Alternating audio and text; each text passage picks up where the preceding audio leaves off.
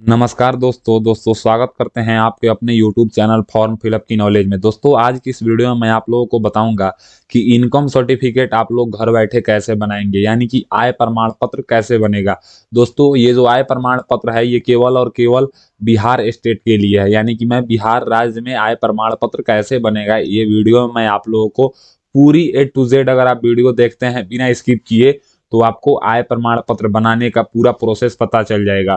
दोस्तों आय प्रमाण पत्र बनाने के लिए आपको सिंपली मोबाइल फोन या लैपटॉप, आप जिस भी चीज को चलाते हैं उससे आप आय प्रमाण पत्र को ऑनलाइन आवेदन देके बना सकते हैं। इसके लिए आपको गूगल खोलना होगा और उस पर आपको सर्च क्या करना होगा, तो RTPS लिख के सर्च करना होगा।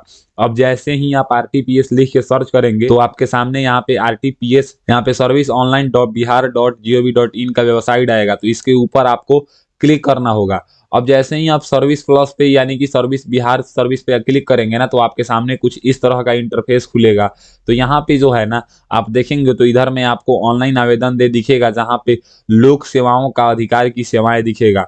इधर बात करें तो यहाँ पे इसमें सामान्य प्रशासन विभाग आपको दिखेगा। इस सामान्य प्रशासन विभाग में आपको आवासीय प्रमाण पत्र का निर्गमन, जाति प्रमाण पत्र का निर्गमन, आय प्रमाण पत्र का निर्गमन, नॉन क्रीमी लेयर प्रमाण पत्र का निर्गमन बिहार सरकार द्वारा, और नॉन क्रीमी लेयर का मतलब प्रमाण पत्र केंद्र सरकार द्वारा, आर्थिक रूप से कमजोर वर्ग यानी कि EWS सर्टिफिकेट का।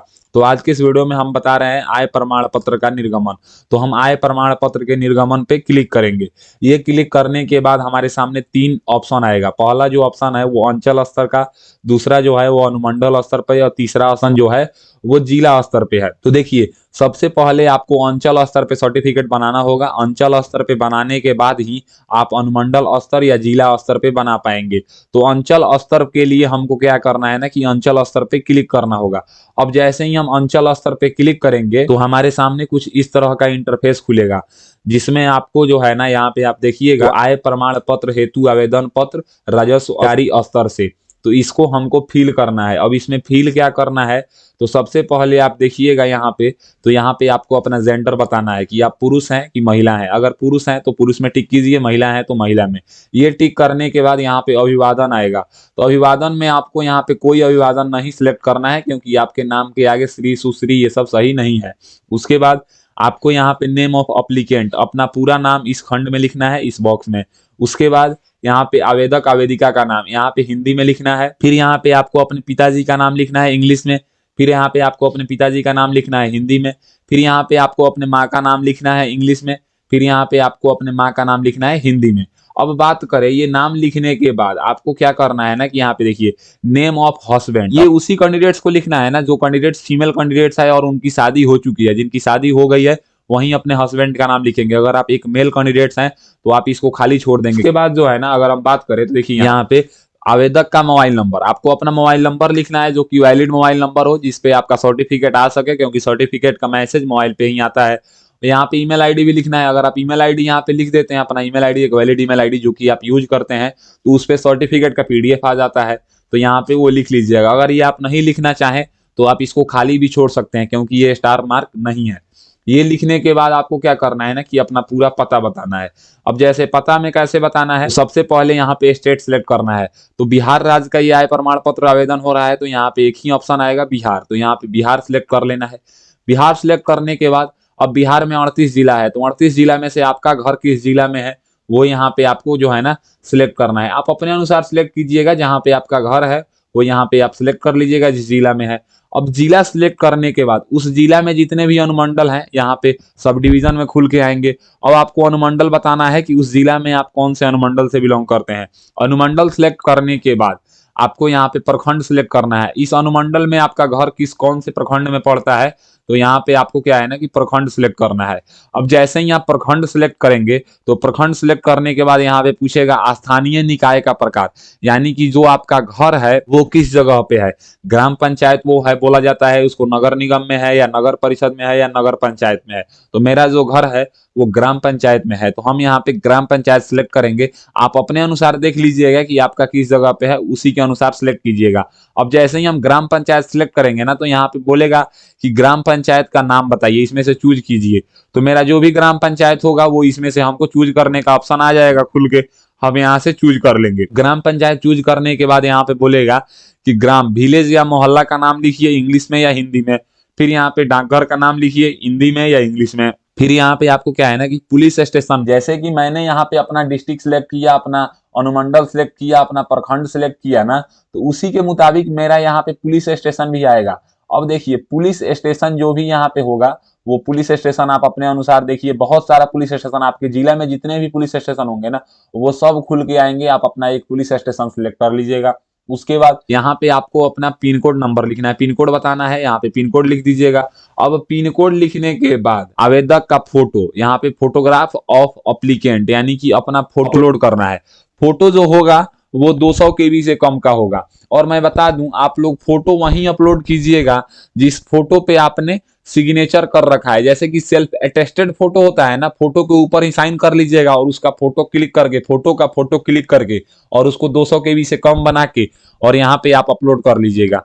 तो ये अपलोड करने के लिए मैं आपको डेमो दिखा देता हूँ। यहाँ पे हमने चूज फाइल पे क्लिक किया और जैसे मान लीजिए कि मुझे जो है ना ये अपलोड करना है, तो हम इसके ऊपर डबल क्लिक करके यहाँ पे हम क्लिक करके ओपन करते हैं। अब आप देख सकते हैं ये मेरा फोटो अपलोड हो गया, लेकिन यहाँ पे अगर आप नीचे ध्यान से देखिएगा तो इस पे सिग्नेचर भी किया हुआ है। ये करने के बाद इधर आधार नंबर बोल रहा है, देखिए आधार नंबर जो है इस पे स्टार मार्क नहीं लगा हुआ है, यानी कि आधार नंबर उन्हीं लोगों को डालना है जिनका आधार कार्ड से मोबाइल नंबर लिंक है। अगर आपका आधार कार्ड से मोबाइल नंबर लिंक नहीं है तो आप आधार कार्ड का नंबर नहीं डालेंगे। अगर आधार कार्ड का नंबर नहीं डालेंगे तो आगे चल के आपको आधार कार्ड का फोटो अपलोड करना होगा जो कि 200 केबी से कम का होगा।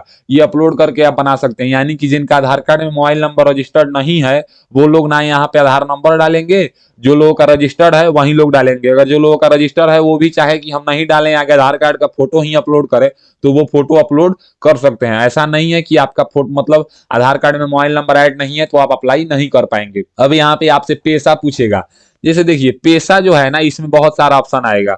तो मेनली जो आय सर्टिफिकेट होता है वो स्टूडेंट लोगों का ही बनता है, लेकिन कोई कोई आदमी जो है बनाता है। अगर जैसे मान लीजिए कि कोई स्टूडेंट का बन रहा है तो छात्र सिलेक्ट करेगा, कोई गवर्नमेंट मतलब आदमी का बन रहा है तो यहाँ पे गवर्नमेंट सर्विस सेलेक्ट करेगा। उसके बाद अगर कोई प्राइवेट सर्विस में काम करता है तो प्राइवेट सर्विस सेलेक्ट करेगा, कोई बिजनेस कर रहा है तो बिजनेस सेलेक्ट करेगा, कोई अगर फार्मर है तो यहाँ पे फार्मर सेलेक्ट करेगा। गृहिणी का मतलब होता है हाउस वाइफ, यानी कि अगर कोई किसी फीमेल का बन रहा है तो उसमें अगर कुछ नहीं करती हैं तो यहाँ पे गृहिणी सिलेक्ट होगा। इस सब ऑप्शन में कोई नहीं है तो यहाँ पे अदर पे सिलेक्ट करेगा। तो हम अपना अप्लाई कर रहे हैं तो हम यहाँ पे स्टूडेंट सिलेक्ट करेंगे। ये सिलेक्ट करने के बाद अब यहाँ पे देखिए आवेदन का उद्देश्य पूछ रहा है, यानी कि पर्पस ऑफ एप्लीकेशन, ये आय सर्टिफिकेट आप क्यों आवेदन दे रहे हैं। तो देखिए मैं आपको बता दूं, पर्पस ऑफ एप्लीकेशन में जो है ना आप लोग यहाँ पे कुछ लिख भी सकते हैं और कुछ नहीं भी लिखिएगा तो काम चल जाएगा, क्योंकि ये स्टार मार्क नहीं लगा हुआ है। अब यहाँ पे पूछ रहा है कि सरकारी सेवा से आए, तो स्वाभाविक सी बात है, जैसे मैं यहाँ पे आपको बताऊं, यहाँ पे अगर स्टूडेंट सिलेक्ट हुआ तो आय तो स्टूडेंट का होता नहीं है क्योंकि वो खुद पढ़ रहा है, जॉब मिलेगा तब ना आय होगा। लेकिन यहाँ पे जो आय सिलेक्ट करना है ना वो अपने घर का आय सिलेक्ट करना है, यानी कि अपने पिताजी का आय सिलेक्ट करना है। तो किस तरह से सिलेक्ट करना है, तो सरकारी सेवा से आय। तो जैसे अगर आपके पिताजी सरकारी में नौकरी में जॉब करते हैं तो यहाँ पे सरकारी सेवा से आए, तो जो सैलरी होता है ना, जो सैलरी मिलता है, मान लीजिए कि अगर आपके पिताजी को 10,000 की सैलरी मिलता है तो वो 12 महीना जॉब करेंगे तो उनको 1,20,000 की सैलरी मिलेगा 12 महीने में, यानी कि एनुअल आय जो होता है ना वो यहाँ पे लिखाएगा। अगर 10,000 की करते हैं तो 1,20,000 हुआ, 20,000 की करते हैं तो 2,40,000 हुआ। तो इस तरह से अपना आय बताना है। अगर वो गवर्नमेंट जॉब नहीं करते हैं, किसानी करते हैं, तो यहाँ पे किसानी से बताना है, कृषि से आय, जैसे कि मतलब वो खेती से कितना कमा लेते हैं। तो आप अपने अनुसार, जैसे अगर आपके पिताजी किसानी करते होंगे तो आपको पता ही होगा कि मेरे घर में कितना रुपए का इनकम है, ये बताइएगा। अगर कोई बिजनेस करता है तो यहाँ पे इनकम ऑफ बिजनेस बताइएगा। और यहाँ पे अन्य स्रोत से आए, कोई ऐसा स्रोत है जो आप बताना नहीं चाहते हैं या इसमें ऑप्शन नहीं है तो यहाँ पे अन्य स्रोत से आए आप लिख दीजिएगा। जैसे मान लीजिए कि अगर मेरे पिताजी सैलरी से जो है ना, गवर्नमेंट के सैलरी से 2,50,000 रुपए कमाते हैं, 2.5 लाख रुपए कमाते हैं, और यहाँ पे कृषि से भी वो 2.5 लाख रुपए कमाते हैं। देखिए जैसे मैं यहाँ पे लिख दिया 2.5 लाख, जैसे ही हम 2.5 लाख किए तो यहाँ पे कुल वार्षिक आय 5 लाख हो जाएगा। तो इस तरह से आप अपने अनुसार जो है ना आय अपने पिताजी का सिलेक्ट कर लीजिएगा। अगर आपके पिताजी ना तो गवर्नमेंट जॉब में है, ना बिजनेस करते हैं, ना कृषि करते हैं, तो यहाँ पे कहीं से ना तो कहीं से पैसा आता होगा, तभी तो घर चल रहा है ना। तो इस यहाँ पे अपने मुताबिक यहाँ पे 1,20,000 या कुछ भी यहाँ पे अपने अनुसार लिख लीजिएगा। अब जैसे ही आप ये लिखेंगे तो यहाँ पे कुल वार्षिक आय इतना ही दिखा देगा। अब ये देखने के बाद आपको नीचे आना है और नीचे आने के बाद यहाँ पे क्या करना है, जो कैप्चा यहाँ पे आपको दिखाई दे रहा है इस कैप्चा को आपको इस बॉक्स में फिल करना है और कैप्चा फिल करने के बाद यहाँ पे प्रोसीड के ऊपर क्लिक करना है। जैसे ही आप यहाँ पे प्रोसीड के ऊपर क्लिक करेंगे तो यहाँ पे बोलेगा कृपया नाम की शुद्धता की जांच कर लें, मोबाइल नंबर एवं ईमेल आईडी की शुद्धता की जांच कर लें, तो आपको ओके कर देना है। अब जैसे ही आप इसको ओके करेंगे तो आपके सामने कुछ इस तरह का इंटरफेस खुल के आएगा। इस इंटरफेस में आपने जो भी चीज फिल किया है वो सारा डिटेल्स आपका दिखा देगा। आप एक बार इसको अच्छे से मिला लीजिएगा। अगर आपको कुछ डाउट नहीं लग रहा है तो जैसे यहाँ पे आपका रेफरेंस नंबर भी दिखा रहा है, तो क्या है ना कि मैं जो ये आवेदन दे रहा हूँ इसमें आधार कार्ड का नंबर मैं नहीं फिल किया हूँ। आधार कार्ड के नंबर फिल करने पे मोबाइल नंबर पे ओटीपी आता है, उस ओटीपी को वेरीफाई करना होता है। तो अब नंबर नहीं फिल कर रहे हैं तो हमें फोटो अपलोड करना होगा आधार कार्ड का।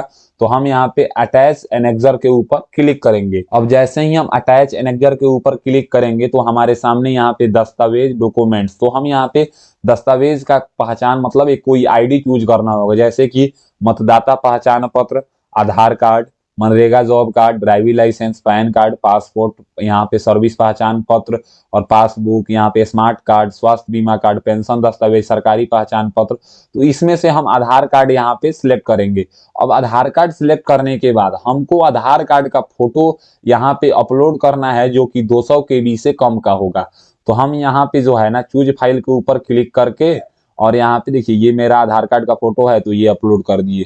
अब जैसे ही हम ये अपलोड कर देंगे तो हम यहाँ पे सेव एनेक्सर के ऊपर क्लिक करेंगे। अब सेव एनेक्सर के ऊपर क्लिक करने के बाद फिर से हमारा पूरा डिटेल्स दिखा देगा और यहाँ पे दिखा देगा कि हमने कौन सा डॉक्यूमेंट्स अपलोड किया है।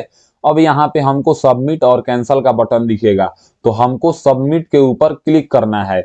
अब जैसे ही हम सबमिट के ऊपर क्लिक करेंगे तो हमारे सामने जो है ना मेरा आय प्रमाण पत्र ऑनलाइन आवेदन हो चुका है। आप देख सकते हैं यहाँ पे दो ऑप्शन है, एक एक्सपोर्ट टू पीडीएफ और एक क्लोज। तो हम यहाँ पे एक्सपोर्ट टू पीडीएफ के ऊपर क्लिक करके इसका पीडीएफ डाउनलोड कर लेंगे। अब डाउनलोड करने के बाद आप यहाँ पे देखिएगा तो यहाँ पे आवेदन का तिथि 29 अक्टूबर 2023 दिखा रहा है। सेवा प्रदान करने की तिथि आप देखिएगा तो यहाँ पे 10 नवंबर 2023 दिखा रहा है। तो यानी कि ये लगभग जो है ना आपको 10-12 दिन में ये मिल जाता है।